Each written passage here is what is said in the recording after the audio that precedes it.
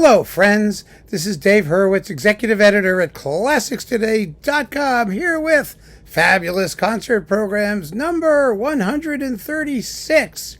That's a lot of concert programs that you're never going to hear in your entire life in a live circumstance, but you can play them at home, which is the concept here, because we're doing all of the Pettersson symphonies, at least the ones he completed, and that's 15 of them, actually, numbers 2 through 16, and we're all the way up to number 15. Isn't that exciting? And number 15 is actually one of the easier ones to take, I find. It's only about 33 minutes long, normally. It has lots of big, healthy swats on the tam-tam.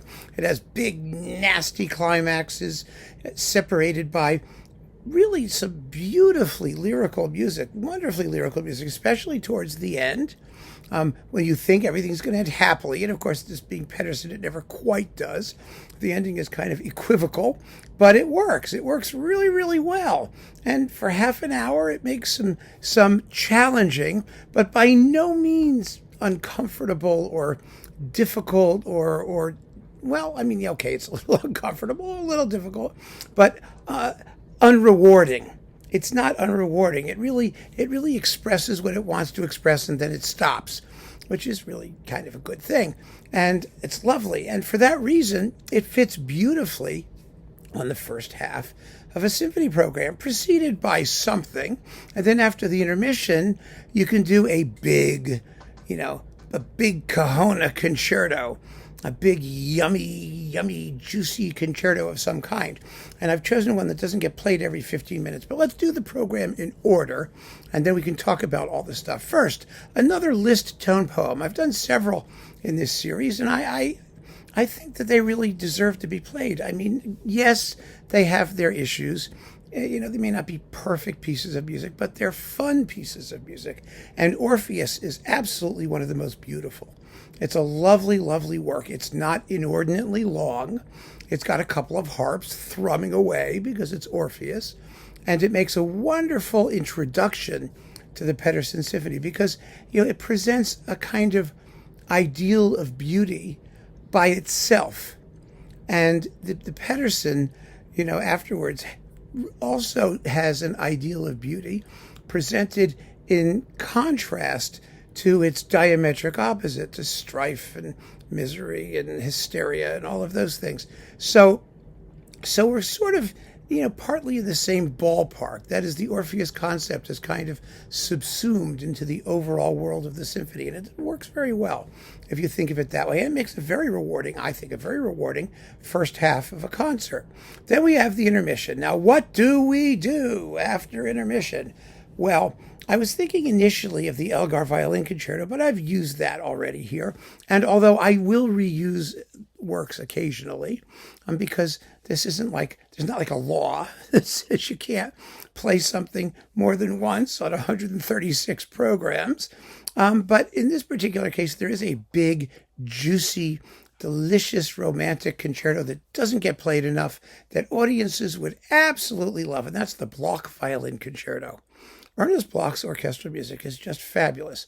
I've already talked about the Concerto Symphonique, his viola suite, the Concerto Grosso No. 1. I mean, really, he wrote scads of fine orchestral music. I would love to do his evocations at some point. But you looking for a concerto? I mean, it was first recorded, I think premiered by Joseph Szigeti, an amazing violinist, one of the all-time greats. It had its champions. The recording was with Szigeti and Wilhelm Mengelberg. A very dim recording from the 1930s or something like that. It sounds awful. However, there are several fine modern recordings. One is part of that Bloch cycle on Bis, which is very good. And Naxos has done it. And what a lovely, lovely, lovely work.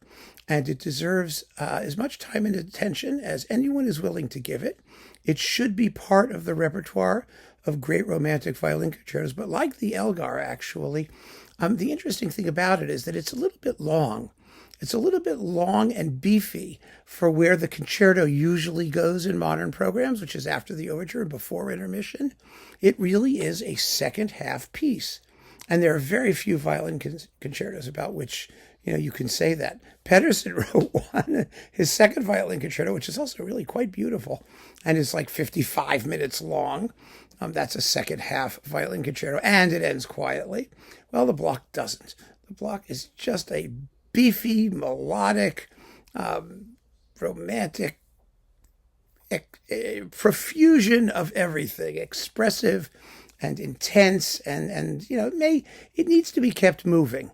It has one of those sort of moderately paced first movement type things where you really want to give it a little bit of urgency, but that's a function of interpretation. That's not really a defect in the music itself. And so if you do this program, Orpheus, Pettersson 15, Bloch Violin Concerto, you have a really first-class symphony concert that could be even like reasonably popular.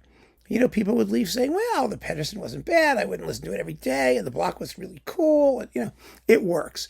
And what I like about this program is that it shows how it is possible to integrate a Pettersson symphony into a normal symphony concert, that it just works well with other standard pieces of symphonic music, or more standard. I mean, the Bloch isn't well known, but it's not radical.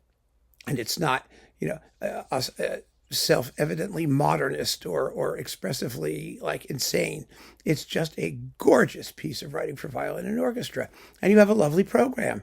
So go give it a listen, see what you think, and keep on listening, friends. Thanks so much for joining me. Take care.